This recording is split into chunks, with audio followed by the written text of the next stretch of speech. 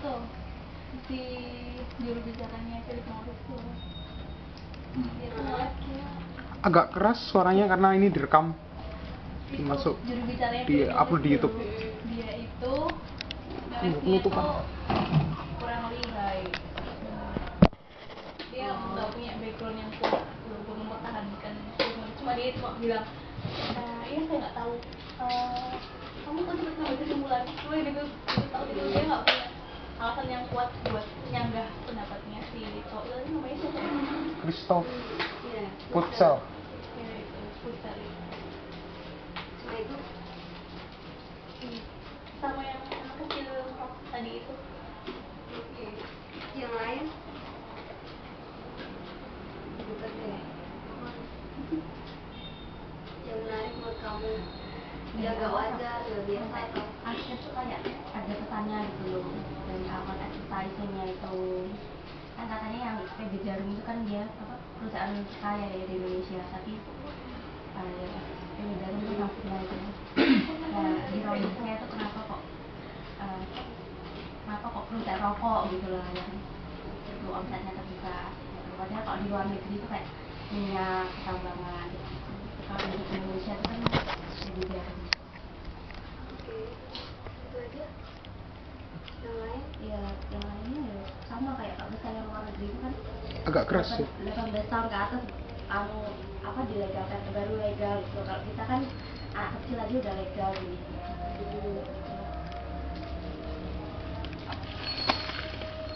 yang lain mungkin mau menambahkan ikut aja wes. Adegan mana yang menarik dari itu tadi? Anak kecil pak, Yang anak kecil rokoknya asapnya bisa bulat. Itu susah. Loh, itu susah pak. Bikin bulatan itu susah. Gampang. Tengah nanti Gampang itu susah. Yang kapal ke kandang. Ya itu lah. itu aja.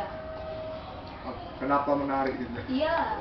Kenapa menarik? Karena menarik? bisa anak kecil. Aku aja nggak bisa. Iya. Jadi bertekad untuk bikin kayak gitu. Sing bermutu rek gitu rekam. Di sini ya. Itu kan berarti menandakan dia udah apa ya, pro gitu loh. Berarti kan itu bukan coba-coba ngerokok, berarti udah memang ya udah terbiasa ngerokok. Saya nggak lihat. Oh iya iya. Oke. Ini Menurutku yang menarik itu yang adegan itu loh. Cuma sekilas sih, yang orang linting-linting itu loh, yang kayak kita lihat kayak di host. Iya. Itu tadi di host ya. Kayaknya sih. Iya. Apa ya? Ya itu sih dilema yang dibawa ke Indonesia itu kayak gitu. Jadi dilema gimana? kita nggak ngerti kan kalau dampaknya rokok segitunya. Yang orang tahu itu maksudnya yang malah dibawa siapa si Philip Morris ke sini kan gimana orang-orang itu bergantung sama industri itu gitu loh. Jadinya yo opo yo kayak rantainya itu sulit untuk dihentikan gitu. Ya kayak gitu sih. Gitu sih. Yang menurutku mewakili dilemanya ini tadi. Orang yang linting-linting tadi itu yo. Benar sudah kita lihat ya juga ya mereka itu hidup dari itu gitu loh. Tapi di sisi lain yo iku nampaknya. Maksudnya Sedikit ya. Salah itu. Iya mak. Kau sawah.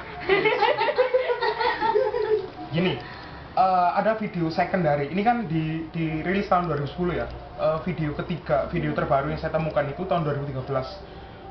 Orang Indonesia namanya Madiriah Camim. Dia tuh bikin buku namanya buku itu tentang bahwa judulnya Cigarettes, The Giant Packs of Lies. Dia ngomong masalah itu selama 20 menit, ada videonya di sini. Mungkin teman-teman kalau yang berminat bisa mengopi, bahwa dia bilang bahwa perusahaan rokok di Indonesia terutama itu tidak bisa melakukan brand pasarnya itu dengan menggunakan apa ya, alam bawah sadar. Jadi dia tidak bisa ngomong bahwa rokok itu merokoklah seperti produk yang lain dulu. Kalau kamu makan ini, kamu akan jadi tambah sehat. Kalau kamu memakai produk saya, kulitmu akan jadi lebih putih. itu nggak bisa dilakukan sama rokok. Jadi rokok nggak bisa kan ngomong kamu rokoklah, merokoklah ini supaya kamu jadi lebih sehat dan sebagainya. Karena memang seperti yang diomongkan di film di adegan tadi, mungkin menjawab pertanyaan Vivi bahwa adegan mana yang menarik, ya karena memang kalau rokok adalah salah satu-satunya produk kalau kita gunakan secara benar, setengah orang yang merokok itu, setengah populasi orang merokok itu akan meninggal dunia dengan penyakit dan sebagainya. Itu dia bilang, menurut penelitian dia bilang seperti itu. Jadi nggak bisa ngomongkan itu ke pasar kan nggak bisa, terus nggak ada yang beli. Jadi dia menggunakan apa ya, semacam kalau dalam tanda kutip penipuan, ya kan? Dia tidak mentransfer apa yang dia informasi sebenarnya tentang apa itu rokok, gimana cara itunya, dia menggunakan alam bawah sadar. Jadi di Indonesia itu digempur dengan itu semua. Rokok itu adalah advertisement-nya itu orang-orang muda yang keren, ya kan? Jadi bayangkan kalau kita berpikir ada, ingat-ingat aja deh, kalau nggak ngumpul nggak rame, itu ikan apa? Ikan rokok itu. Makan terus yang jeans yang hilang, wanipiro, itu rokok semua, bayangkan. Rokok semua. Bahkan si Christoph Putzel tadi itu bilang bahwa saya baru menonton, dia umur berapa tahun ya, dia ngomong saya baru pertama kali nonton iklan rokok secara live iklan rokok di televisi itu baru di Indonesia gitu. Jadi luar biasa. Jadi saya ini kan orang yang lama sudah tidak merokok, bukan lama tidak merokok, saya tuh orang berkomitmen tidak merokok, tapi lihat film ini langsung kayak, saya ini sudah bertahun-tahun berkomitmen, tapi masih saja terkaget-kaget lihat film seperti ini gitu. Ternyata bahwa Indonesia tuh, kok menderita ya, maksudnya negara kok digempur habis-habisan, terus penduduknya diem saja, dan terutama pemerintah itu ya nggak bisa berbuat apa-apa. Mungkin nanti saya akan ceritakan tentang gimana sih kemarin kan ada regulasi masalah undang-undang rokok tahun 2009 tembakau itu. Saya nanti mungkin akan ceritakan sedikit gimana dibalik itu semua, luar biasa. Jadi luar biasa mengerikan gitu. Karena Indonesia adalah satu-satunya negara yang hanya gitu. Yang lain sudah bebas masalah rokok, kita masih gitu aja gitu. Yang lain. Makasih Mbak. Iya, kalau saya yang paling menarik ya itu tadi waktu dia nyusup masuk terus tanya ke pimpinannya Philip Morris, jadi Anda ngerokok? Oh tentu tidak. Pintar kan? Dia jual dan dia bilang, loh di sini pasarnya yang paling bagus kok, jadi ya kita jual aja. Tapi kalau dia ditanya dia merokok, ya tentu tidak, hanya orang-orang yang bodoh yang merokok kan gitu kan, dia bilang gitu. Jadi kan dia tahu kalau yang dia jual itu racun gitu loh, tapi dia tetap menjual itu. Nah, yang selalu dipakai seperti juga waktu ngusir putri Indonesianya itu tadi, itu juga alasan yang sama kan, sama seperti yang Eva Sundari. Aduh, saya agak malu jadi itu kan tim suksesnya Jokowi. Itu yang selalu dipakai itu alasannya ekonomi, dan itu yang mereka doktrinasikan. Padahal saya karena saya juga aktivis anti rokok, jadi saya dulu itu sering nulis di blog saya, dan salah satunya itu saya tanyakan pada teman saya yang kerja di Philip Morris. Dia bilang, loh Philip Morris itu bidang usahanya nggak cuman rokok aja. Kalaupun perusahaan rokok ini dihancurkan, Philip Morris itu nggak akan rugi, yang rugi itu pekerjaannya. Jadi dia memang sengaja membuat ketergantungan, tahu kan maksudnya itu. Jadi dia membuat sistem yang negara yang tempat dia ada itu tergantung. Jadi kalaupun dia nggak diperbolehkan atau rokok dijadikan tinggi, dia nggak rugi. Yang rugi tetap karyawannya, orang kecil gitu, yang unskill terutama.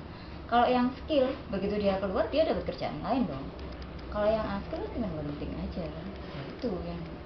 Itu yang pertama. Terus yang kedua, saya ngomong apa? Kalaupun misalnya ya diganti perusahaannya jadi nggak rokok atau nggak nanam tembakau, atau tembakau dijadikan yang lain, itu saya juga nulis di blog saya. Jadi nggak hanya dipakai untuk rokok aja sebetulnya, mau dipakai buat balsem atau yang lain-lain itu yang saya sudah lupa saya nulis apa aja. Itu sebenarnya bisa. Jadi itu terus cuma sesuatu yang didoktrinkan, itu nggak bisa lepas kalau nggak jadi rokok gitu loh. Padahal masih banyak yang lain yang bisa digarap dan dijadikan besar meskipun bukan rokok. Itu kalau menurut saya. Jadi dari kita ini sebenarnya seperti ditipu sama perusahaan rokok. Dan kita itu akhirnya seperti tadi yang di film tadi kan banyak remaja tuh, remaja bahkan sampai anak-anak, bahkan ada orang tua yang ngasih rokok ke bayinya sendiri. Nah, jadi seperti rokok itu seperti suatu kewajaran gitu. Sebenarnya wajar gak sih kalau kita merokok itu kalau menurut teman-teman? Iya, kalau apa ada hubungannya sama budaya mungkin? Apa itu udah jadi seperti budaya di Indonesia, jadi akhirnya seperti merokok itu ya udah just do it, go ahead. Itu yang kayaknya.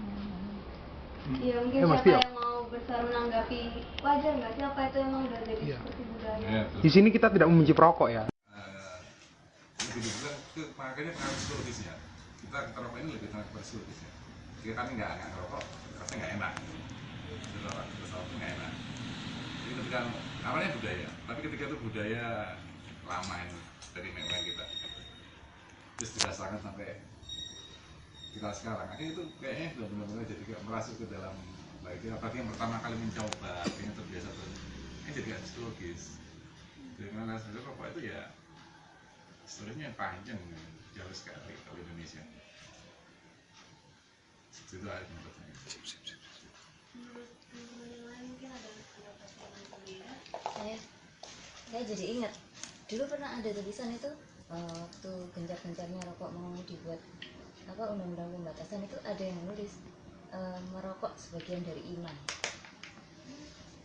Nggak pernah tahu ya? Ini di blog saya tahun 2012. Jadi di situ ditulis kretek itu tidak ada di AS, tidak ada di Eropa, tidak ada di negeri lain, hanya ada di Indonesia. Sampai seperti itu. Jadi itu pembelaan loh. Ya, saya nggak tahu mereka mendapat untung apa dari situ ya kan. Tapi sebetulnya itu hanya defense, untuk defense kalau menurut saya. Dan kalaupun zaman dulu kan selalu bentuk defense-nya itu gini loh. Dulu bangsa Inka bisa kenalan sama orang penjajahnya juga pakai rokok gitu kan ya, pakai rokok. Tapi kita juga perlu bertanya, di situ ada nikotinnya nggak ada kan pasti. Zaman kayak gitu kan belum ada teknologi untuk memasukkan nikotin ke situ. Dan nikotin itu efeknya besar loh. Saya jual seperti ini. Begitu yang konsumennya adalah kafe, kalau kembali ke tempat saya, di chipnya itu ada noda, kalau digambar itu terlihat kuning.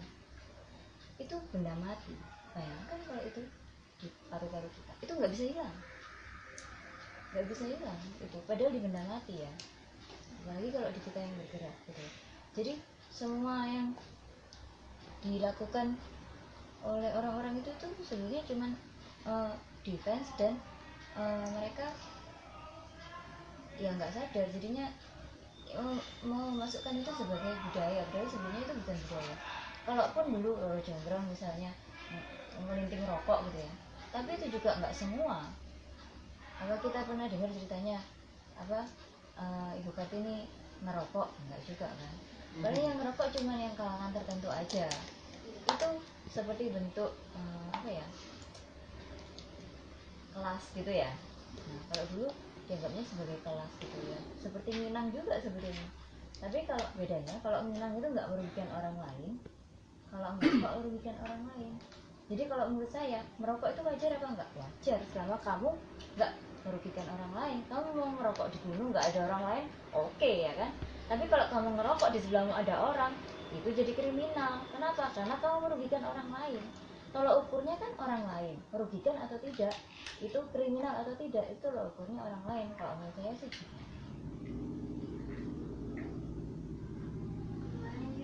Ada yang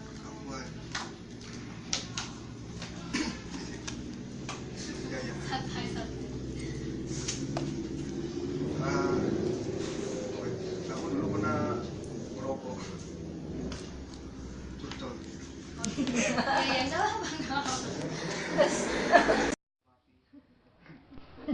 Nah itu kan kalau rokok kan lama gitu. Kita tadi beberapa pasien di rumah sakit itu kan mulai ngerokoknya umur 8 tahun, 12 tahun, umur segitu, tapi baru sakitnya itu umur tua. Nah, itu karena ya itu salah satu orang semakin merokok itu nggak dianggap ancaman karena ancamannya masih lama.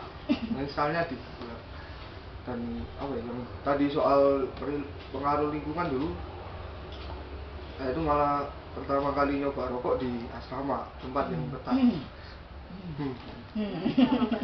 Iya, itu karena apa ya, teman-teman saya menawari rokok, terus saya di apa ya, di pertama ngerokok mesti nggak bisa, karena resiko awal itu pasti batuk kayak gak enak, terus lama-lama ya penasaran gimana sih rokok yang benar. Nah ternyata setelah dirokok yang cuman segul sama yang dirokok bener itu efeknya beda, semacam kalau nggak salah pernah baca aku, rokok itu efeknya mengendurkan saraf dan menurunkan tekanan darah. Nah karena jadi orang yang awalnya tegang, stres itu agak slow. Itu ya mungkin nggak tahu ya apa efek seperti itu ya dicari orang-orang, atau cuman rokok sebagai penghilang asap, terus sebenarnya enggak. Mungkin efek itu loh, apa efek tenangnya itu ya. Karena kan nggak dipungkiri juga kalau kebanyakan, apalagi yang merokok tadi ditampilkan justru kelas menengah ke bawah yang istilahnya beban hidupnya itu ya gitulah. Jadi kayaknya perilaku merokok itu kayak jalan keluar yang instan untuk mengatasi permasalahannya dia, karena kan dia tidak bisa membeli hiburan yang misalnya mahal, just rokok air 1.000 dapat kan, paling enggak untuk hari itu. Apalagi kan orang cenderung kalau kita bertamu apalagi di desa-desa itu yang ditawarkan mungkin pasti ada rokoknya, apalagi kalau yang datang laki-laki. Itu termasuk budaya itu. Ditawari hilang itu. Ditawarin melinting dewi. Berarti rokok ini seperti emang udah jadi budaya ya? Susah dilepas. Makanya susah ya. Kalau dihubungkan dengan budaya sih, kemarin saya sempat baca-baca di budaya, ngomong masalah iya, budaya. silakan. Sorry.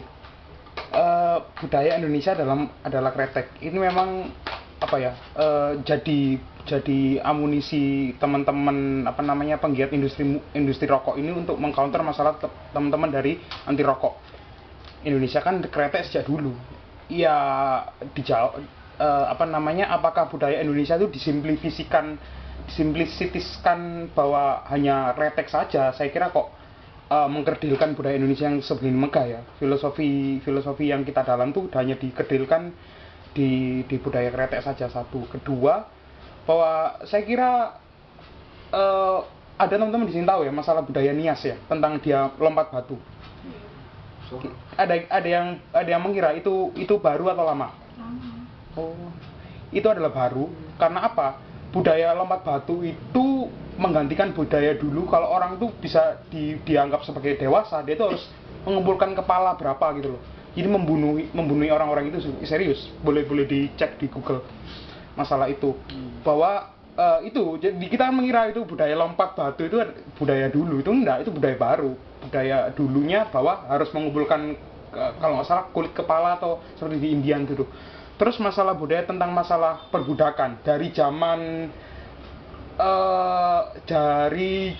mungkin Bapak Abraham dan lain sebagainya, itu mereka sudah punya budak gundi-gundi yang dia boleh kalau sudah jadi gundik itu boleh digunakan secara seksuali, secara sosial, jadi dia seperti barang ya. Jadi kenapa makanya itu. Jadi itu budaya berlama-lama. Itu budaya zaman dulu. Macam-macam budaya lain. Apakah kita membiarkan itu semua? Kan tidak. Apakah budaya itu memang kalau kita belajar masalah antropologi budaya itu tidak ada budaya yang jelek, tidak ada budaya buruk. Jadi semua itu sama dan sebagainya. Tapi pengetahuan lah yang membuat relevansi budaya itu apakah masih relevan dengan zaman sekarang gitu. Kalau budaya kretek kita bilang merugikan, kretek itu di dalamnya ada nikotinnya, membuat aditifnya. Apakah itu akan diteruskan seperti itu? Bahkan kalau diceritakan di film itu disebutkan bahwa merokok mungkin hanya merokok sebatang. Kalau di Indonesia paling murah tuh 12.000 sekotak. Kalau di luar negeri kan 120.000 sekotak. Padahal produknya sama. Kalau kalian temukan di Marlboro itu yang 12.000, nggak tahu ya, saya nggak merokok jadi nggak tahu harganya. 17.000. Mahal kan. Di New York tuh 120.000, oke? Which is jadi apa namanya? Artinya ya tadi, jadi merokok yang 12.000 tadi itu, tetapi dia tidak mikir bahwa pertama mungkin dampak yang kelihatan mungkin seperti yang pembawa temannya Christoph yang orang Indonesia yang sangat bisa bahasa Inggris itu, dia bilang bahwa ayah saya harus memilih antara apa, saya datang ke sekolah, saya membayar uang sekolah atau rokok gitu. Itu kan sudah jadi masalah. Itu masih 12.000 ya, belum ngomong 120.000. Kalau 120.000, waduh, Indonesia 120.000 sekali rokok, sehari satu pak, kalikan 30 berapa sudah. Jadi wis hanya orang akhirnya gitu. Tapi oke, itu yang dampaknya yang kelihatan banget. Mungkin 12.000 kalau orang yang berpenghasilan UMR mungkin dia bisa.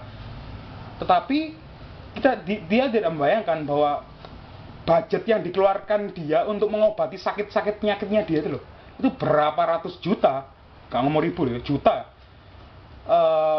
Kita secara kan sekarang ada BPJS ya, apa negara aja.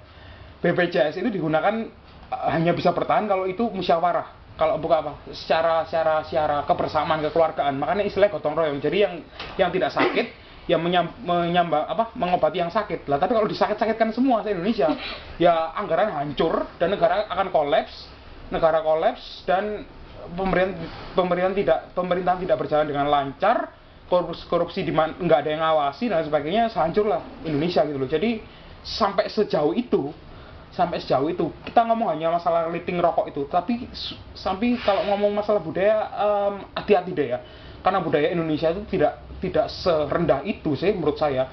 Budaya kita tinggi banget, dan artinya perlu ada apa ya, pembaruan lagi. Mungkin akar budayanya tetap sama. Mengerokok adalah kekeluargaan ya, keluargaan. Coba ganti aja seperti Mbak Sil bilang ya, ganti dengan yang tidak itu semua gitu loh. Jadi mungkin dengan teh kan bisa, mungkin dengan jajanan kecil juga bisa. Artinya ada yang pernah nonton film Fast and Furious nggak? Si Sung Kang, yang Chinese itu namanya siapa? Si Han itu kan dia bilang, kenapa dia suka jajan toh? Dia kan suka jajan, dia bilang, kenapa kalau saya suka jajan? Karena dulu saya perokok. Si temen yang si Israel itu, si Gal Gadot itu bilang bahwa kamu dulu pasti perokok ya? Iya, saya mensubstitusikan itu dengan jajan, bisa kok. Artinya bisa. Tapi gini loh, yang masalah lebih parah lagi adalah kalau masalah budaya, anak kita loh. Ada nggak di sini yang berani menjamin anaknya nggak merokok nanti? Angkat tangan. Boleh angkat tangan. Nggak ada kan? Itu tergantung lingkungannya, Mas. Loh. Ya, Om yakin? Di Indonesia? Enggak, masalahnya gini. Yang kan juga ngerokok kan. Nah, setiap kali dia merokok itu anak-anaknya tuh, termasuk bapak saya tuh gegeran gitu loh. Jadinya anak-anaknya semua tuh nggak ada yang merokok. Itu tergantung lingkungannya kan.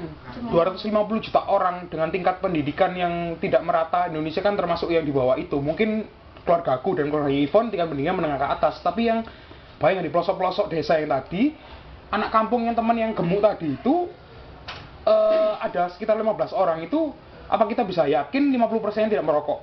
Kalau dengan lingkungan seperti itu, bayangkan dicontoh kasuskan case aja kecil. Aduh, mungkin di luar negeri itu nggak ada, di Indonesia tuh yang ada. Dek, ini 20.000 suruh belikan rokok. Anak di bawah umur. Boleh, bukan masalah gelem yo. Boleh gitu loh, kan sing larang lho, apa sih? Kan bahaya gitu loh. Artinya mungkin kita bisa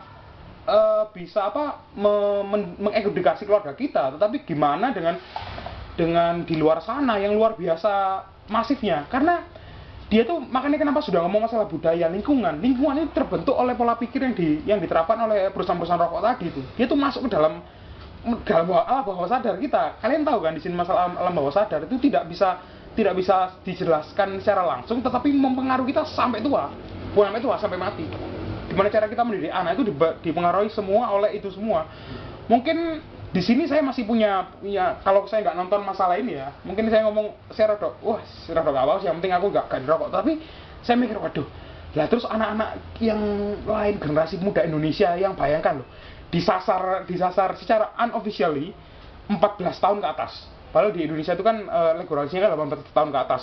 Mereka itu melakukan itu secara terang-terangan, itu bahwa segmen pasarnya itu di bawah secara ilegal, jadi 14 tahun ke atas. itu apa namanya, brand si dosen tadi kan brand marketingnya si Philip Morris ya, itu 14 tahun ke atas.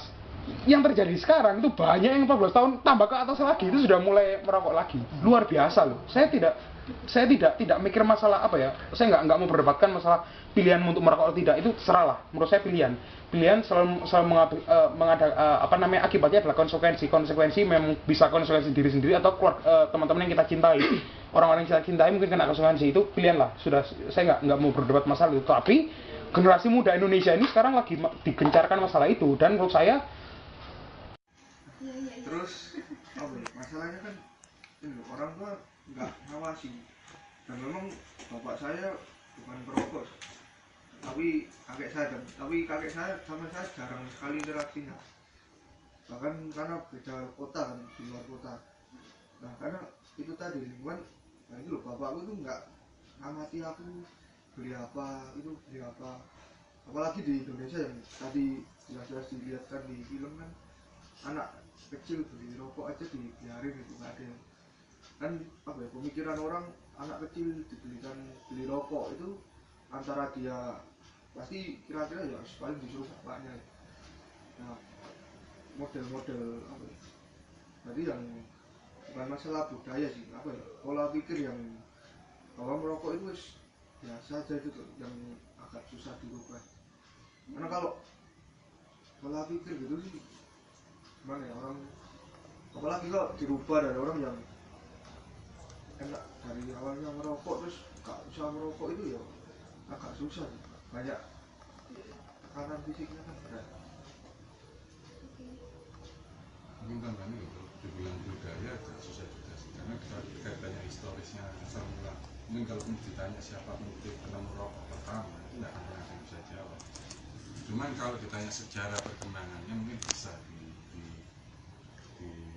ditentukan kapan pertama kali filter rokok itu ada, kretek dengan saus. Banyak karena setahu saya kalau dulu yang pertama ini masih ada, bisa di pedesaan. Rokok itu nggak pakai saus seperti kan, dan dapat saus yang di rokok itu. iya, sausnya rokok. Iya, saya tahu saus rokok itu saus ada. Ada cairan kan, saya sudah bankingnya sendiri yang bilang. Kalau yang di desa-desa itu setahu saya kalau rokoknya lebih dari pohonnya Baku. Kita masuk potong itu kecil dengan menggunakan kulit dari kulit jantung tinggal Klopot. Nggak ada nikotinnya. Nggak ada, pasti ada. Karena Ada. dari zat tembakonya itu ada kandang, Iya, tetapi kecil lah makan. Dengan fungsinya dulu kan hanya untuk menikmat di mulut lah rasanya. Sedangkan setelah berkembangnya nggak tahu entah kapan kan sejarahnya baru muncul kalau istilah ada saus dalam tembakau itu memberikan tambahan cengkeh dan lain-lainnya, terus memberikan rasa ya katanya sensasi untuk kenikmatan dan itu baru kan baru-baru aja sebenarnya sih, belum sampai satu dekade, belum sampai satu abad kan. Cuma ya itu masalah budaya ya, karena bisa juga kan nggak pernah tahu menunya sampai sekarang itu siapa yang orang pertama kali. Berarti sebenarnya lebih ke pola pikir ya. Jadi ya sebenarnya rokok itu lebih ke keluargaan tadi, membina kekeluargaan, persahabatan tadi. Enggak, iya itu menurut saya itu habit dan gengsi. Kenapa di asrama ngerokok? Gengsi dong, kamu bisa nggak ngerokok? Nggak lanang, nggak dewasa. Kita bisa lihat lagi, ketika kita lagi rokok pertama, itu reaksinya gimana? Apakah langsung menarik itu satu batang atau masih sementara menolak?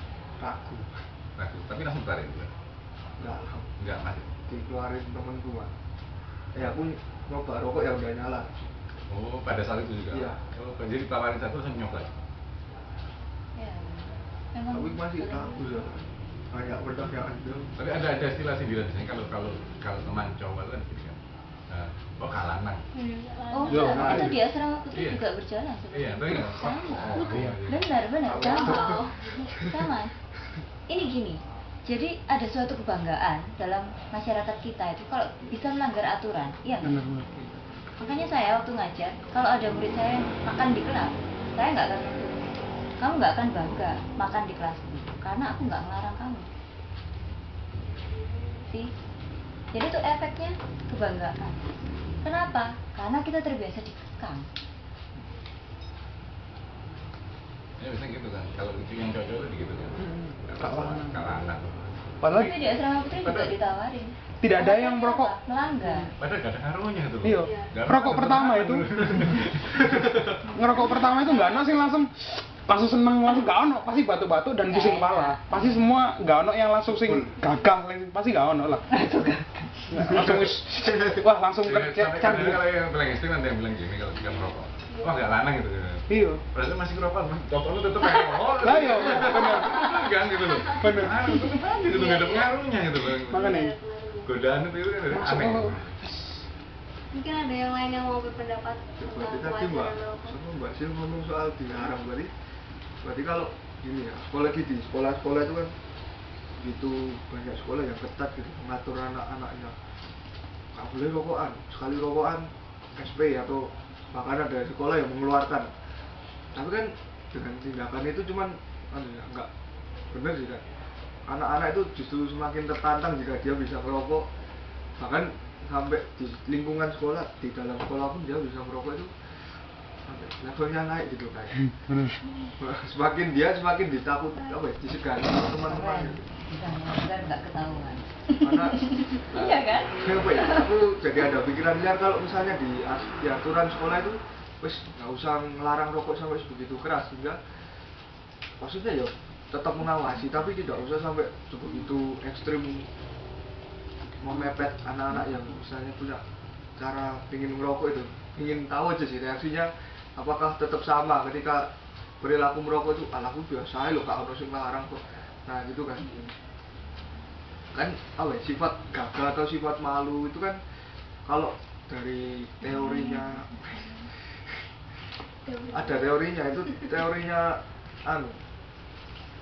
apa ya, etika itu berjalan kalau kita dilihat orang lain. Jadi gagah atau malu kita merokok itu karena dilihat orang lain. Sementara kalau orang rokok ada yang lihat, ya nggak ngapa-ngapain. Terus dia nggak malu dan dia nggak bangga juga. Maksudnya kan hanya dia yang menikmati efek dari nikotin tembakonya itu tadi. Gitu. Itu kalau di awal. Tapi kalau sudah di tahap kecanduan, meskipun nggak ada yang lihat ya tetap aja. Yes. Itu tahapnya sudah jadi candu. Kalau tahap pengenalan itu memang orang lain ya kan. Tapi memang itu yang harus disasar. Kalau di sekolah nggak dilarang itu saya setuju, tapi harus ada kompensasinya dengan sosialisasi bahayanya yang lebih gencar. Itu menurut saya lebih efektif daripada nggak dilarang terus lepas, bahaya juga. Apakah ada yang mau menambahkan lagi? ini belum ngomong. Mas Denny anak pom. Denny juga belum. Ya udah, Lanjut. itu kan tadi berarti permasalahan tentang peraturan. Sebenarnya tadi ada yang bahas peraturan juga, terus ada apa? Asal usul. Asal usulnya juga. Nah, tapi saya juga sempat baca-baca sih kemarin di bulan Maret itu sebenarnya ternyata ada permasalahan tentang rokok ini juga, dan itu dilakukan bahkan oleh seorang menteri. Jadi sebenarnya untuk tadi kan di film itu kan tahun 2011. Waktu itu memang belum ada aturan bahwa tembakau atau nikotin itu adiktif, tapi ada peraturan baru itu, peraturan pemerintah tahun nomor 109 tahun 2012 itu sudah diatur. Nah, dan di situ disebutkan bahwa tidak boleh melakukan memberikan rokok itu secara percuma atau diberikan diskon atau potongan harga. Nah, tetapi sementara Mensos ini kemarin kan ada sempat permasalahan 11 warga anak suku anak dalam itu di Jambi meninggal karena kelaparan. Tapi yang dilakukan oleh menteri sana itu adalah dia memberikan 180 baju, kemudian ada sembako, tapi dia juga memberikan rokok secara cuma-cuma untuk warga di sana. Padahal sudah jelas-jelas dilarang. Tetapi di situ menteri memberikan pembelaan bahwa dia melakukan itu karena pertimbangan budaya di sana itu memang merokok seperti itu. Jadi memang dia memberikan cuma-cuma, tapi pada pemimpinnya saja. Nah, sekarang kalau kita menanggapi yang seperti itu, menurut teman-teman itu sebenarnya boleh nggak sih seperti itu? Kita memberikan rokok, jadi seakan-akan kita kayak dikasih rokok. Membolehkan sebenarnya rokok ini nggak apa-apa, apalagi itu dilakukan oleh aparat negara seperti itu. Menurut teman-teman itu gimana, sebenarnya boleh nggak sih? Padahal kan rokok kita tahu sendiri berbahaya kayak gitu, dan bahkan di peraturan pun sudah tertulis. Tanggapan kita melihatnya seperti itu, apakah kita setuju kalau misalnya rokok itu diwajarkan karena suatu alasan tertentu? Dan bahkan tadi kita lihat juga ada banyak konser-konser yang sudah jelas kalau rokok itu menargetkan untuk anak muda. Sih juga ya semua kan, saya salah satu orang yang akrab sama rokok, tapi anggota keluarga itu nggak ada yang rokok sama sekali. Itu dari akhir SMA itu coba-coba, waktu itu rada curhat. Waktu itu coba-coba, kalau nggak dapet SNMPTN aku iseng-iseng nyoba SBS, Sampurna School of Business tuh, dan ternyata keterima. Dan itu baru kaget banget, ternyata SBS itu free, 100% free sampai kamu lulus. Nanti selesai lulus kuliah nanti itu dicariin kerja gitu loh sama Sampurnanya. Terus karena aku masuk SNMPTN ya udah tak lepas, nggak ikut. Terus semester 4 aku terima beasiswa Jarum. Nah itu juga salah satu mahasiswa tuh cuma 1 tahun ya, tapi itu efeknya kerasa banget. Jadi mereka tuh dari situ tuh aku ngerti mereka tuh punya cara-cara biar terus bergeliat gitu loh. Mereka tuh CSR-nya tuh nggak cuma targetnya tuh nggak cuma ke pendidikan kayak gitu. Mereka tuh juga punya program kayak bakti lingkungan atau olahraga kayak gitu. Jadi mau nggak mau itu tuh semacam, dan itu doktrin yang tersirat gitu loh. Aku udah biaya ini, aku membuatkanmu masa depan, nanti gimana caranya biar kamu gimana waktu kita sekarat kamu bisa membela kita gitu. Tapi mereka nggak minta apa tanggung jawaban gitu loh. Mereka ngasih bantuan tuh ya cuma-cuma kayak gitu di pendidikan. Jadi kayak misal Jarum gitu, jadi kan misalnya ada bencana alam, langsung bakti lingkungan tuh datang gitu kan, pasti mereka lihat oh ini bantuan dari Jarum. Jadi secara nggak langsung tuh mereka tuh bakal membela gitu loh, oh ini dulu pernah bantu aku, pernah gini ya. Cara-cara kayak gitu tuh sebenarnya mereka nggak cuma jualan rokok, tapi mereka juga jualan brand gitu loh. Mereka jualan lewat CSR ya, bahwa mereka tuh mencoba segala cara biar ini loh, keunggulan itu lebih banyak daripada kerugian yang ada. Keunggulan itu lebih banyak yang bisa dinikmati dari hasil-hasil kerjaku. Kita tuh nggak cuma ngasih kerugian, dampak buruk toh. Jadi mereka tuh berusaha agar dampak buruknya tuh ditekan seminimal mungkin kayak gitu. Jadi sebenarnya tuh ya balik lagi ke kita nggak bisa kayak mencegah industri rokok buat terus berjalan gitu, karena pajaknya buat pita cukainya tuh kan 1.600 per batang atau berapa gitu kan. Itu pita cukainya tuh kan pajaknya tuh udah tinggi banget gitu buat negara juga nggak mau kehilangan pendapatan sebesar itu kan. Makanya setiap bikin peraturan tuh mesti bulat aja, nggak selesai. Sebenarnya tuh balik lagi ke kitanya, kita mau rokok apa enggak tuh ya terserah kita lagi gitu. Kalau iya ya, yang menanggapi boleh. Kalau soal rokok itu ya kembali ke hukum ekonomi dasar, ada supply and demand gitu. Sama ada yang minta rokok ya akan selalu permintaan selalu pingin dipenuhi oleh produsen rokok. jangan rokok, heroin, ganja yang haram apa ya, istilah benar-benar dilarang oleh undang-undang aja masih bisa diperjualbelikan gitu loh.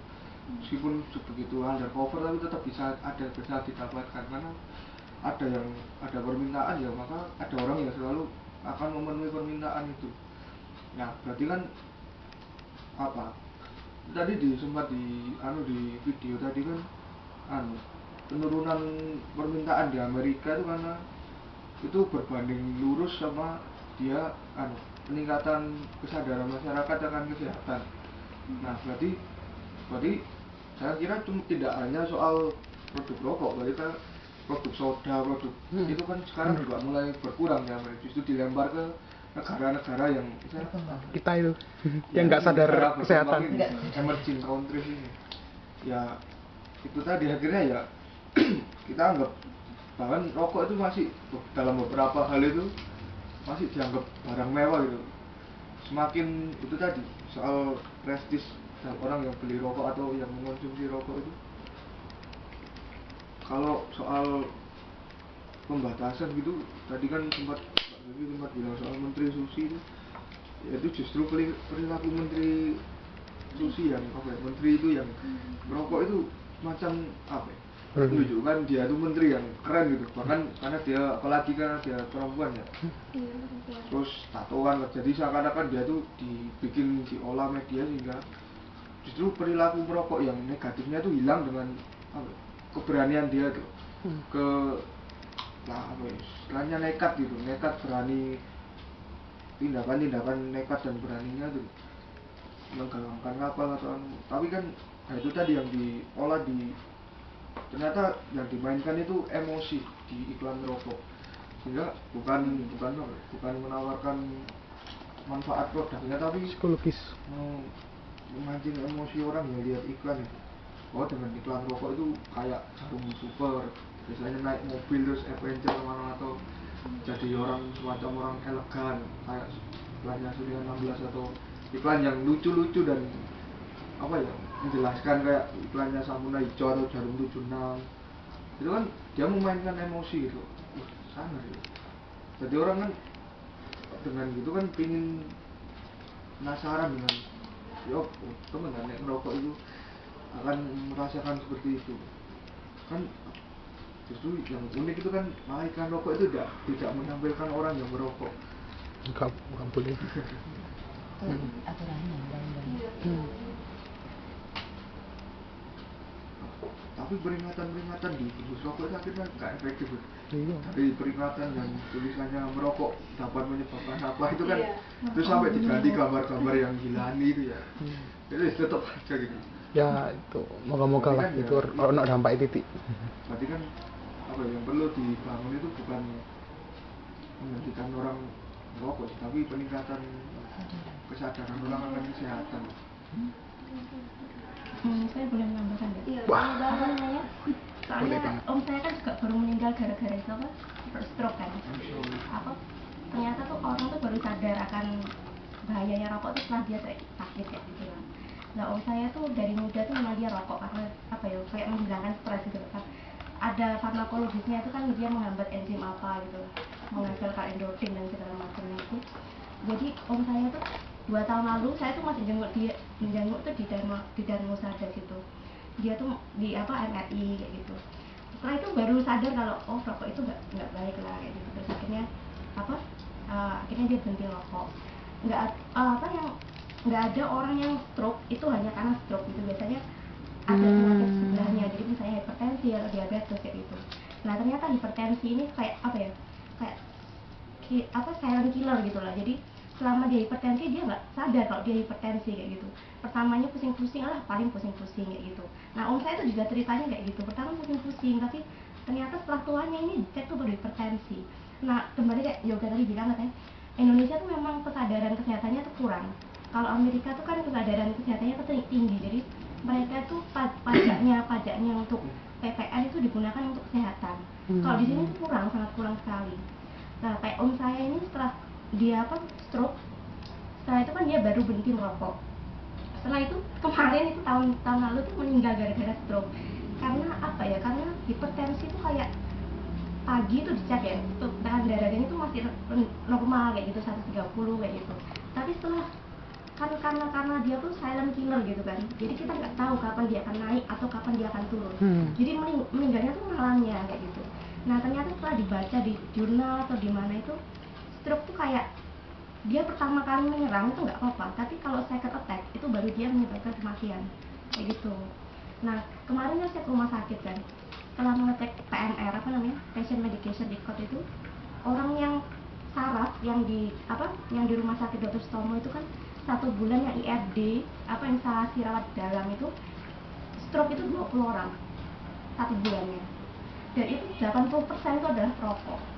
Kadang-kadang itu karena ironisnya itu Indonesia tuh kurang sadar ya, tadi ngomongnya Yoga itu karena kurang sadar akan kesehatan. Jadi kalau umur 30 tahun ke atas kayak gitu nggak pernah cek lab kayak gitu sih.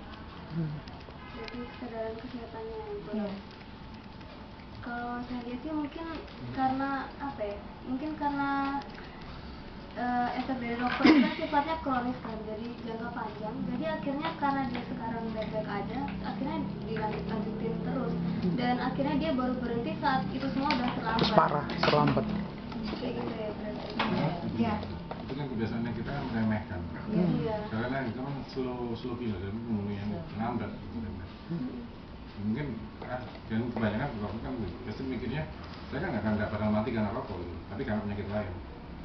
yang gitu. timbul Benar. Banyak dulu kan gitu mikir para rokok cenderungnya ya kalau saya tanya karena nggak apa-apa mas merokok gitu, karena kok matinya saya penyakit lain, bisa juga karena kecelakaan gitu. Nanti kan itu slow gila gitu. Tapi tiga kan karena mungkin akan berbeda ketika dia kalau itu akan langsung menjadi sesuatu yang itu mungkin akan orang kesal aja Pak, tapi itu cenderung juga sih Indonesia ini meremehkan kalau sesuatu yang sifatnya masih lama ya Ditunda-tunda sih. tunda lah, masih bisa di planning lah. yang dia masih jauh. Padahal kena stroke langsung, detik itu tek, waduh. Kena parah gitu nggak berhenti. Nggak akan berhenti. Bener. Kadang belum tentu berhenti sih, ada juga yang sebenarnya masih curi-curi juga. Iya, makanya. Baru berhenti setelah dipetak. Operasi. Iya itu udah Berhenti. Baru berhenti. Ini total ya. Iya, nggak bisa ngapa-ngapain sudah. Biar rokok Lepu. santai. Saya nambahin. Oh iya, silakan Mbak. Nah tapi yang Yovita tadi kalau dibilang CSR itu salah satu itunya, ya sebetulnya itu curi-curi kesempatan ya kalau menurut saya. Kalau CSR itu kan sebetulnya bentuk pertanggungjawaban mereka sebagai perusahaan kepada masyarakat sekitar kan gitu kan. Tapi kalau terus sama mereka dibuat untuk salah satu branding ya itu curi-curi kesempatan. Seharusnya bukan seperti itu memang bentuk tanggung jawab mereka kan harusnya gitu. Karena kerusakan yang mereka hasilkan dari perusahaan yang mereka buat. Terus untuk yang pemerintah dapat cukai besar dari itu, kalau menurut saya ya besar, tapi lebih besar yang mereka keluarkan untuk membiayai orang sakit itu tadi seperti yang Edwin bilang. Torok. Iya, jadi sebetulnya mereka dapat berapa per batang itu akan jauh lebih besar yang mereka keluarkan untuk BPJS. yang itu gitu, itu jauh lebih besar. Dan kalau berhenti merokok pelan-pelan itu menurut saya malah agak susah ya, karena godaannya lebih besar. Kakek saya dulu juga perokok berat, 1 hari 1 slop. Iya benar. Susah pakai menampun. Dia mending nggak makan, dia mending nggak makan daripada nggak ngerokok. Jadi dia nggak membiayai anak istrinya, nggak. Keluarga kakek nenek saya tuh hidup dari gajinya nenek saya. Iya benar. Pokoknya rokok kopi gitu ya. Iya, oh enggak, dia nggak ngopi, tapi ngerokok 1 hari 1 slop. Dan ketika dia sudah umur 50-an, dokter bilang, silakan bapak pilih rokok atau hidup. Berarti kalau dia ngerokok, dia nggak hidup kan. Baru dia berhenti total. Dulu waktu keluarga dan rokok dia milih rokok, anak dan rokok dia milih rokok, hidup dan rokok dia milih hidup. Iya. Untung aja ya si ono itu. Iya, betul. Tapi menakutkan loh itu. Jadi dia berhenti total.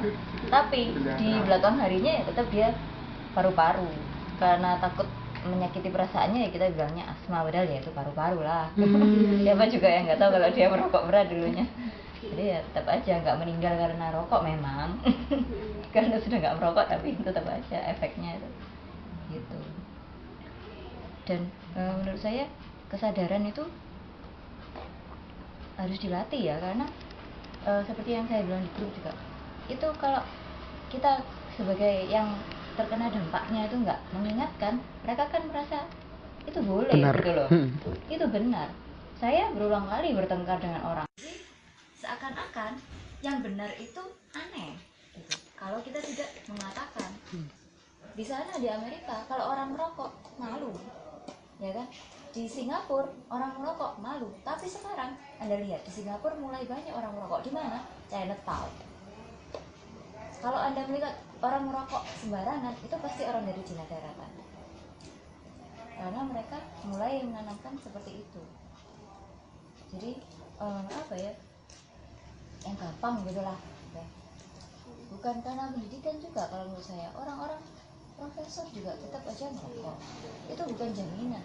Menurut saya yang menjamin kita bisa menahan diri dari merugikan atau tidak orang lain itu kesadaran dan pribadi kita. Itu dari kita meletakkan kepentingan pribadi di atas kepentingan golongan atau umum atau terbalik. Kalau menurut saya sih Berarti satu-satunya yang bisa diubah itu hanya tentang kesadaran akan kesehatan sama kesadaran untuk tidak hanya memperhatikan diri sendiri tapi juga orang lain gimana. Jadi kan kalau tadi itu ya beasiswa itu yang kan itu masih kecil, keuntungannya pakai rokok itu gila. Kalau itu lebih gila daripada rokok. Kalau yang tadi tentang Philip Morris ya, kalau ada juga ada film lain itu yang hampir sama kisah yang kalau nggak sebel masalah itu tentang kesaksian seorang mantan perusahaan rokok di Amerika yang akhirnya berhasil menyidang 7 pimpinan perusahaan rokok terbesar di Amerika. Saya lupa judulnya. Karena akhirnya mereka harus membiayai pasien-pasien rokok. Jadi mereka perusahaan seperti Lucky Strike itu bisa diambil dari nyata. Itu sempat dengan prosesnya kan di mana dia harus dibersihkan di beberapa negara bagian, akhirnya ditolak karena perusahaan rokok sudah sebab jasa untuk jasa wilayahnya, tetapi setelah akhirnya di sebuah negara bagian perusahaan rokok itu menang. Jadi di satu negara bagian perusahaan apa penuntutnya menang, jadi penuntut menang, jadi ya perusahaan rokok bisa dikalahkan di salah satu negara bagian, tapi setelah melewati proses yang ditonton nggak usah lupa jadi. Jadi kalau dia keuntungannya diperoleh jarum terus negara itu ngeri. Sampurna, apalagi Sampurna itu satunya perusahaan paling cerdas, perusahaan rokok paling cerdas.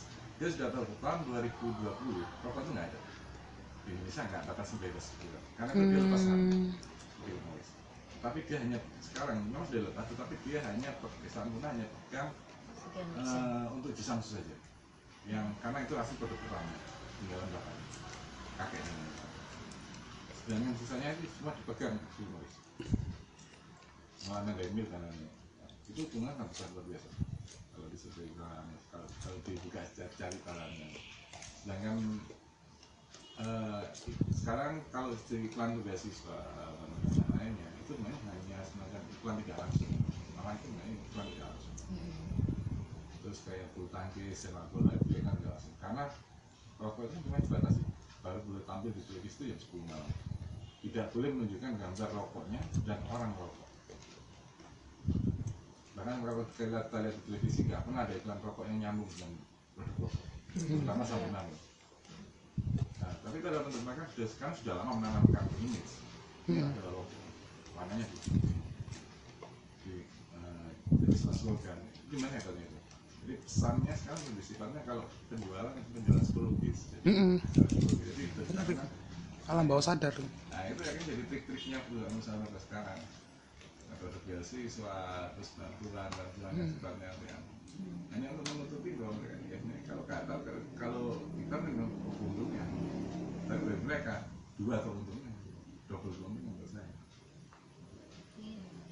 Jadi paling sering gitu, itu kalau kegiatan pasti disuruh pakai barang-barang sifatnya ada tulisannya produknya. Dia kan nggak keluar ada tasnya tulisannya Sampurna. Nah itu jadi iya ada jarumnya agak keluar aja loh di jalan. Banyak lah baju-baju dia yang pasti yang ada jarum. Itu kan otomatis kan anggapannya dia agen iklannya rokok secara tidak langsung berusaha. Keuntungannya dia malah 2 kali lipat. Padahal untuk biaya pendidikannya berapa sih sebenarnya kalau sanggup orang tua? Ya, cuma 60.000 saya dulu dapatnya 1 bulan. Kalau dia itu sebenarnya itu masih itu aja, sanggup orang tua. Tapi itulah untungnya perusahaan rokok, akalnya mereka, metode penghasilnya mereka. Itu sebenarnya rahasia sih sebenarnya. Gak apa-apa, harus bongkar. Aku nanti punya anak yang beasiswa apa namanya, misalnya beasiswa Jarum atau apa, pikir-pikir lagi lah. Maksudnya, ya apa ya? Kamu memang benar-benar gini loh. Jadi kalau ngomong masalah CSR itu diwajibkan oleh undang-undang. Jadi kalau perusahaan nggak pakai CSR itu nanti kena ada sanksinya, gitu. Dan itu hanya sekian persen dari pendapatan itu tadi. Dan satu kedua, dan itu menyasarnya ke, bayangkan loh, sekarang tuh jadi perusahaan-perusahaan rokok itu masuk ke segala bidang, bahkan orang berpendidikan itu disasar oleh dia. Jadi orang-orang yang pintar ini tadi, kamu ya akhirnya kalau dia nanti misalnya jadi seorang ahli kesehatan, tapi dia adalah bekas beasiswa Jarum, dia pasti akan, kalau misalnya dia akan ngomong jadi dokter yang yang menggiatkan anti rokok ini, pasti akan ditabok dari, mungkin secara nggak langsung ya, tapi ditabok sama Jarum. Kamu dulu tak makani, kamu dulu hasil kamu tuh sekolahkan dulu, sekarang kamu berani ngelawan aku. Dia tuh masuk ke situ, bayangkan loh. Orang-orang berpendidikan di universitas Indonesia, di Indonesia ini yang terkenal itu dimasuki itu semua, dan itu adalah suatu kewajaran. Jadi loh, ya apa? Jadi orang-orang pintar tadi, bayangkan orang dapat beasiswa kan orang pintar nanti jadi orang pintar tidak peduli pada bangsanya. Orang pintar yang hanya mementingkan dirinya sendiri, mementingkan biaya pendidikannya, tapi tidak mementingkan gimana ada anak-anakku yang tidak. Kan ada Sogi kan pernah bilang kalau mahasiswa itu adalah orang yang sebagian kecil yang berbahagia, karena banyak orang yang tidak bisa bersekolah di perguruan tinggi gitu loh. Orang itu tadi disasarlah sudah lewat head down, sekarang disasar lewat produk-produk itu tadi. Jadi pastilah kalau orang-orang produk dokter misalnya, kalau dia ngomong masalah ngomong masalah kampanye anti rokok dan lain sebagainya, tapi dilihat track record riwayat hidupnya, kurikulum vitae-nya pernah dapat beasiswa Jarum, ya langsung buyar lah. Apa yang dia omongkan masalah ini kan. Logikanya sederhana itu aja kan. Itu masuk ke situ. Terus masuk lagi ke olahraga, masuk lagi ke volley dan sebagainya. Bayangkan. Dia ngomong masalah kesehatan, tetapi yang produk sponsor utamanya adalah masalah rokok. Lah gak masuk akal. Jadi gimana ya?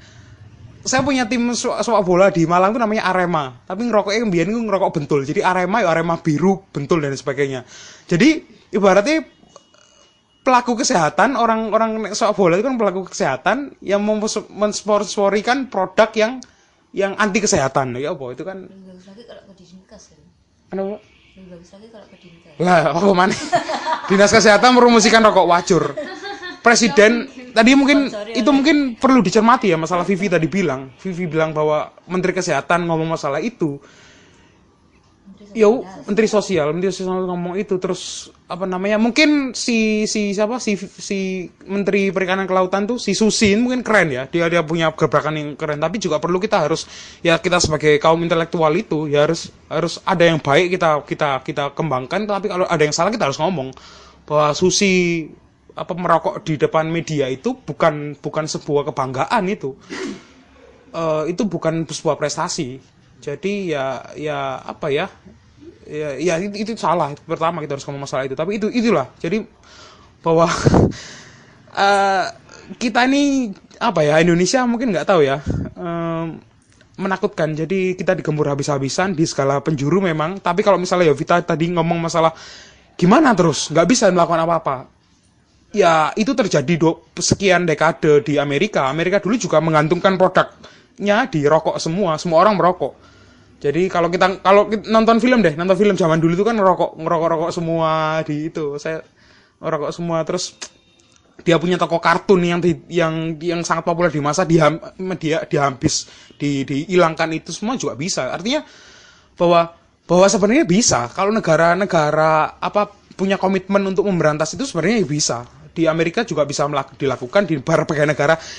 teman-teman, kita itu hanya sebagian kecil negara yang masih mempertahankan rokok itu sebagai apa namanya zat nikotin itu sebagai zat aditif itu di Indonesia aja. Yang lainnya sudah namanya nikotin sudah aditif. Kalau kita ngomong masalah undang-undang rokok tahun 2009, mungkin kalau PP-nya mungkin nggak ngomong masalah aditif ya.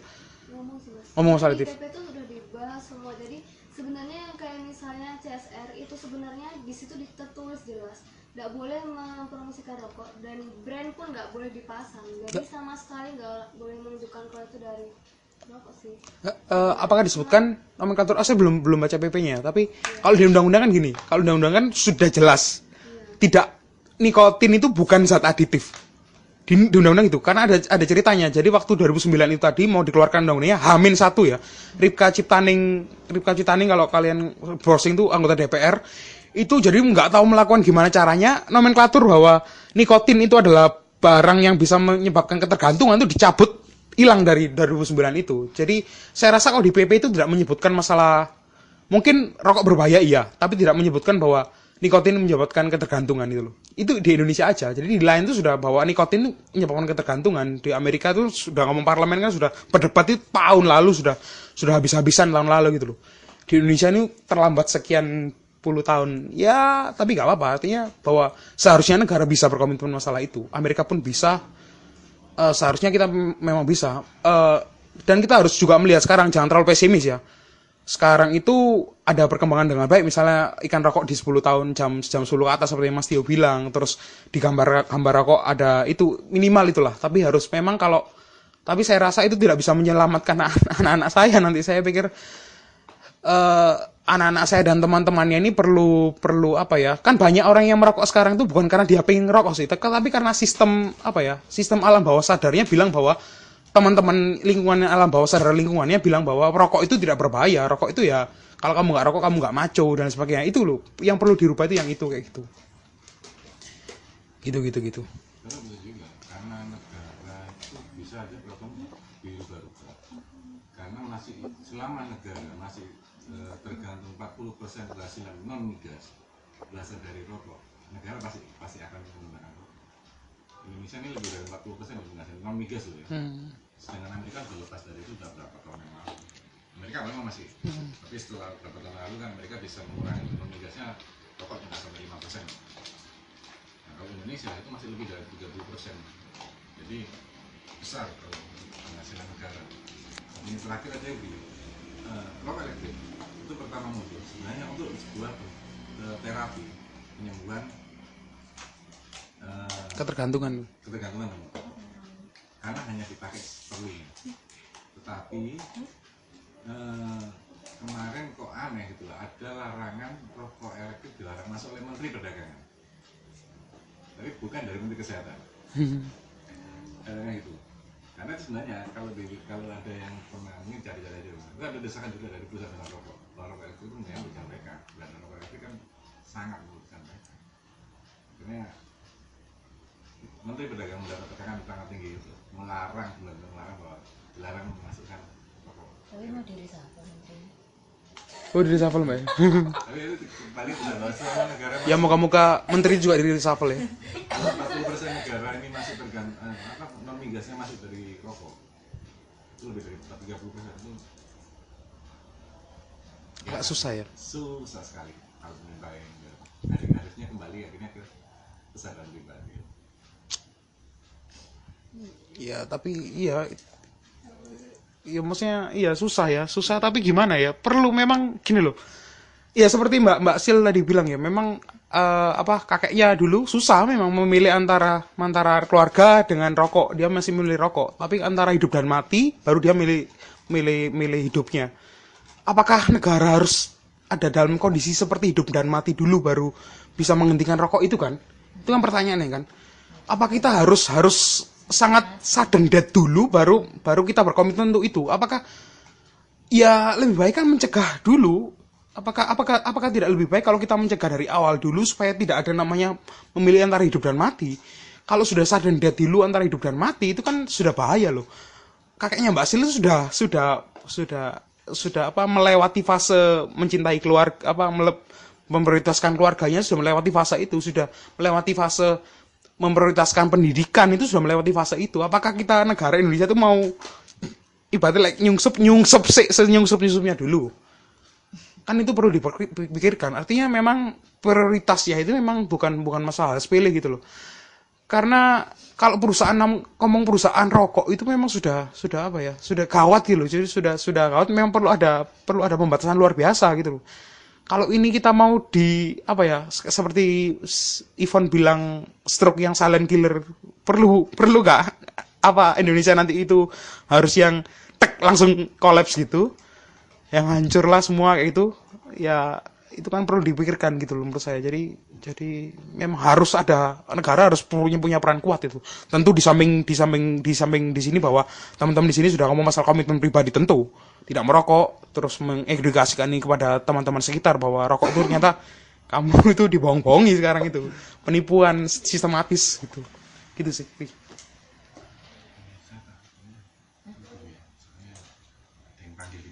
Oh ya mas, terima kasih.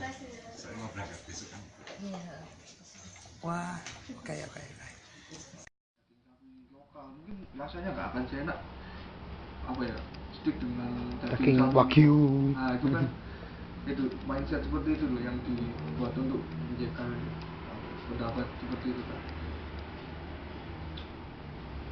Tapi Dan ini teknologi pengolahannya untuk itu kan juga kita belum tahu sudah ada atau belum di Indonesia. kalau kita mau sebenarnya ya bisa. Maksudnya India kan sama-sama negara tropisnya kan sama kita. Tapi kalau hasilnya mestinya kan nggak jauh beda. Masalah tanahnya juga hampir sama kan. Jadi sebetulnya itu nggak masalah. Cuman masalahnya itu mindsetnya aja yang ditanamkan. Jadi kita juga bisa main di mindset dong. Kalau tembakau kita bagus untuk untuk rokok, berarti harusnya untuk pasta atau itu juga lebih berkualitas kan, gitu aja. Gitu kan mainnya mindsetnya itu. Apakah ada yang menambahkan lagi? Kasihan Novita. Yaudah, kalau gitu kita langsung ke akhir. Komitmen pribadi dari diri kita masing-masing, nggak perlu yang gede-gede, yang simple aja. Yuk kita deh duluan. Apa yang kamu lakukan setelah ini? Ya, Kamu tahu? sesuai sama yang dia dari lingkungan community. Dari dulu nggak ada turunan yang rokok, jadi ya sebisa mungkin nanti sampai ya cari suami yang nggak ngerokok, ya anak-anaknya juga nggak ngerokok. Oke. Sip. Mencari suami yang tidak merokok. Bagus itu. Denny Itu juga Iya. Saudaraan sekarang. Denny soalnya sudah dikontrak ya. halo. Melebur. Ivan. Komitmennya susah sekali kalau ngomong mencari jodoh tidak merokok itu susah sekali. Loh. Oh, ada. Kamu tidak lihat aku sudah mengharap-harap. Enggak. Enggak. Guyon. Guyon. Dia nggak merokok, juga nggak merokok dong. Iya. Kan keluarga saya juga perokok ya, tapi nggak tahu. Mungkin kalau keluarga saya sendiri tuh kalau dikasih tahu itu jangan rokok gitu, nggak kasihan sama keluarganya gitu. Nah, kok nggak ngebiayai aku rokok, kate nggak gitu lah. Komitmen apa ya? Apa ya komitmen? Yang merokok sudah belajar. Apa ya komitmennya? Teman saya dulu ada yang itu pacarnya perokok, dia bikin supaya pacarnya sampai akhirnya nggak ngerokok, terus akhirnya jadi ngasih video ini ke saya. Tapi sudah putus mantannya sih jadi. ngerokok lagi udah Enggak, tapi nggak ngerokok lagi sampai sekarang. Ya minimal anakmu lah, Fon. Kalau Iya, suami enggak iya. gitu. Anak saya. Mau nuakal anakmu, berandalan kecil. Nah, sampai masanya kok dari naik. Kok ketemu Om Denny dipukul. Loh. Iyalah, anak Itu saya. anak. Oke. Yoga? Yoga. Apa? Saya nggak merokok aja. Berusaha nggak merokok itu karena ya apa ya, meskipun saya bukan orang yang terkenal, tapi perilaku merokok itu kalau Ya enggak kok, maksudnya kan kalau orang perilaku merokok dari orang yang tidak terkenal aja bisa mempengaruhi orang lain, apalagi perilaku merokok dari orang yang terkenal gitu. Bener masuk akal. Kayak romo-romo ya merokok lebih banyak kan, romo-romo ya itu kan malah romo lo merokok apa kan itu sih. Kami romo itu diskusi ya. Iya harus ya bener, itu masuk akal banget. Romo siapa itu sih? Kamu didik itu juga. Ngerokok. Iya ada di bawah. Harusnya diajak tadi. Romo-romo lihat aja ke bawah wakai sih ini. Iya. Karo. Iya bener masuk akal. Aku ini sih karena mungkin ada beberapa temanku yang juga dekat itu Mandatnya jangan boleh rokok mas. mungkin Mandatnya jangan boleh ngerokok. jadi aku nggak akan ada itu. War. Gak maksudnya apa? Jangan luar sedikit nih. Maaf. Apa? Masa aku lulus jadi penjaga horat kurang aja. Skip. Ya kayak gitu sih. Jadi komitmenku aku pengen apa ya? Lebih kayak pendekatan personal gitu loh untuk orang yang kayak gitu. Maksudnya orang-orang terdekatku. Jadi aku bisa ingatkan dia.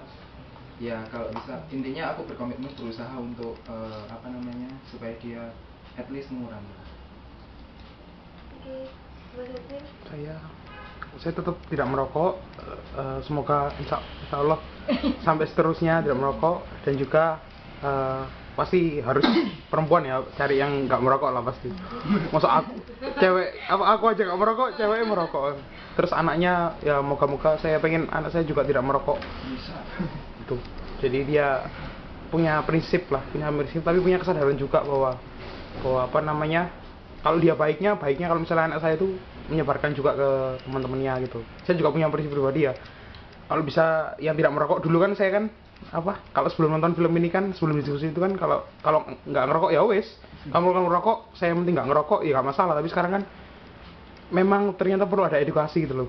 Saya mungkin tidak menyelamatkan dia jadi rokok, tapi kalau saya ngomong ke dia mungkin kalau dia nanti jadi bapak, jadi anak itu kan jadi punya anak itu kan, minimal dia bisa bikin anaknya nggak merokok gitu. Saya mikirkan, soalnya saya pikir generasi selanjutnya gitu aja. Oke. Gitu. Mbak Edwin. Kalau saya kayaknya sudah jelas ya. Kalau saya bakalan saya akan menyatakan kepada sekitar saya kalau saya keberatan kalau Anda merokok. Saya akan melakukan itu terus-menerus meskipun harus berbenturan, dan saya tidak takut berkonflik kalau saya benar. Gitu. Saya akan melakukan penyadaran juga ke yang generasi yang baik yang muda maupun yang tua, karena menurut saya itu nggak pandang umur kok, siapapun. Nggak ada kata terlambat kalau kamu mau berubah menjadi baik ya kan? Jadi kalau kita melihat kalau saya misalnya melihat bapak supir ada peluang buat saya masuk, saya akan masuk. Siapapun saya akan masuk. Kalau saya Dari saya sendiri, komitmennya mungkin hampir sama kayak Mbak Siti. Di keluarga saya tuh bukan keluarga inti sih. Maksudnya Pak D, Budi itu banyak yang merokok. Jadi nanti mungkin setelah ini gitu loh. Mau mencoba untuk mengingatkan, soalnya sebenarnya selama ini tuh kan kalau ada orang yang ngerokok gitu nggak pernah berani ya kan, sebenarnya nggaknya jadi tetap gini tapi nggak berani ngomong. Mungkin setelah ini untuk orang di sekitar saya akan mencoba untuk berani ngomong kalau rokok itu nggak baik buat orang di sekitarnya gitu. Oke. Cukup bagus sekali kok. Jadi teman-teman, jadi sekian diskusi kita malam ini. Semoga kita bisa dapat sesuatu yang